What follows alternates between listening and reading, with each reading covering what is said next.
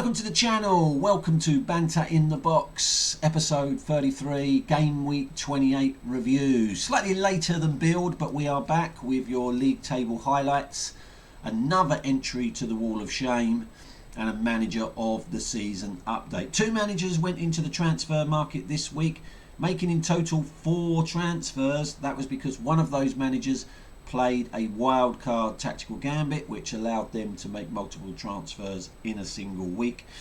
Remember, tactical gambits can't be used from the 1st of May, so you are running out of time if you are planning to use a tactical gambit. Here's the bottom half of the table.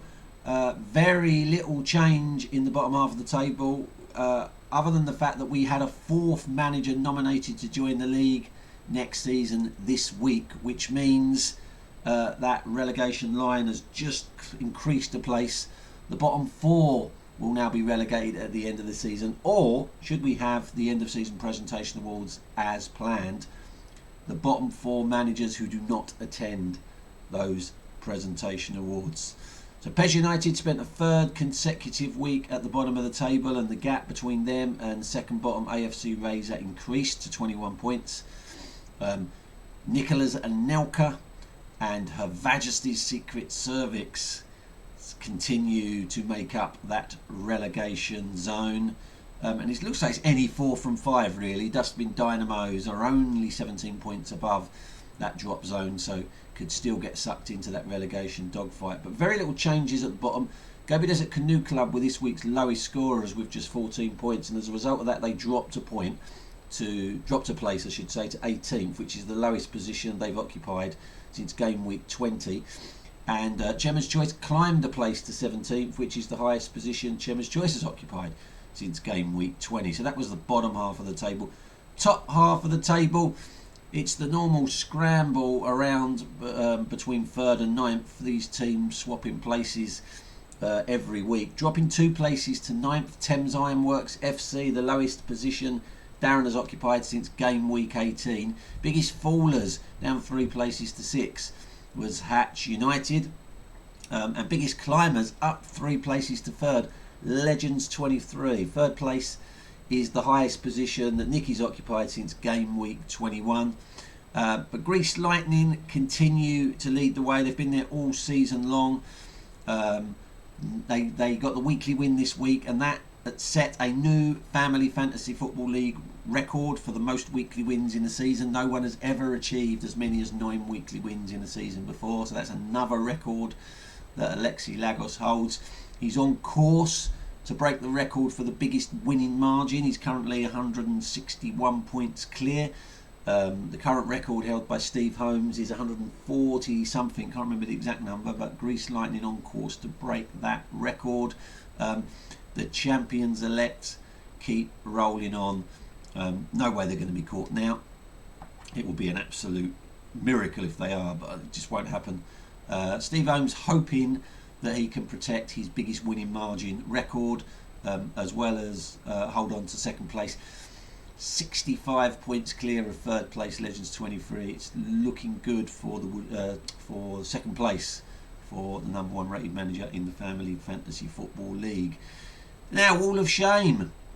And this is another Family Fantasy Football League record, I think, because this is Benny United manager Mark Benwell's 3rd appearance on the Wall of Shame this season. He was one of the first people on the Wall of Shame this season when he submitted an invalid team. He then made an invalid transfer earlier on in the season. That was his 2nd appearance on the Wall of Shame, and he's back for a 3rd time. He got in a right kerfuffle this week when he tried to play his free tactical gambit that he got last season for being the manager of the season. So he submitted 4 transfers and obviously was using the wildcard tactical gambit, which would have cost him £5 million, but he won a free one for being last year's manager of the season, so it didn't cost him anything. However, two of the 4 players that he tried to transfer in already belonged to another FFFL manager. That is allowed if you buy an Oi Is Mine tactical gambit, and they cost £5 million, and he had 2 players in the 4 transfers that he was trying to make that belonged to another family fantasy football league manager. So that would have meant 2 Oi's mines, and that would have cost him £10 million. And he didn't have £10 million budget spare. He had enough to do one of them, but he didn't have to do enough to do 2 of them. So one of the 4 transfers was void, and that is a 3rd entry in the wall of shame. It's not been a good week for Mr. Benwell. More on that later. But well done, Benny. A new FFFL record, I think. I don't think anyone's appeared on the wall of shame 3 times in the season before. So well done, mate. Not necessarily a wanted record, but a record all the same. Manager of the season. Last week's question was this.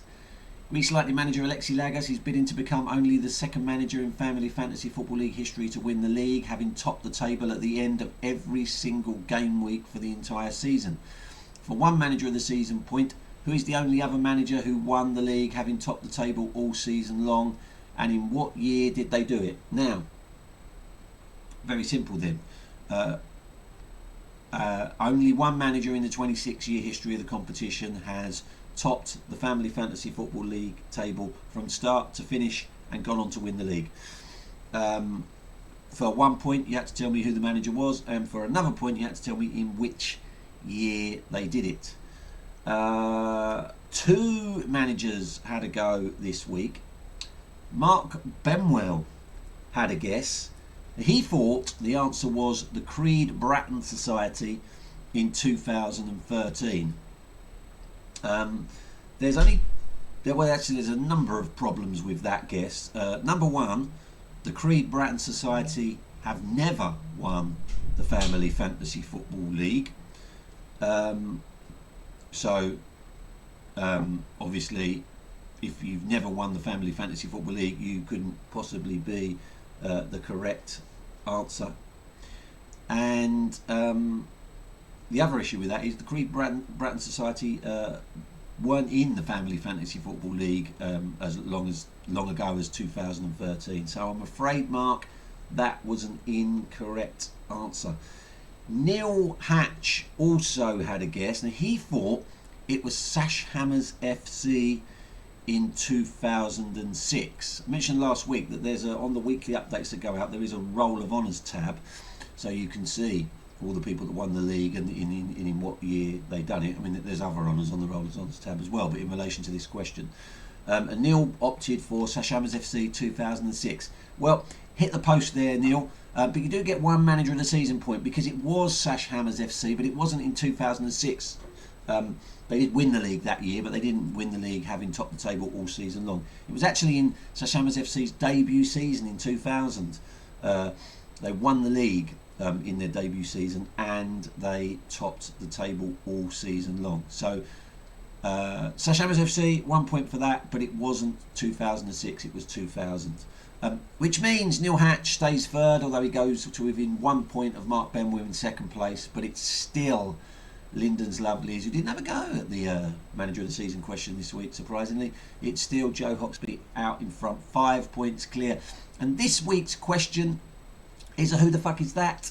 We're bringing it back, and it is a 2-point answer. There are 2 Family Fantasy Football League, current Family Fantasy Football League managers pictured there. 2 of them.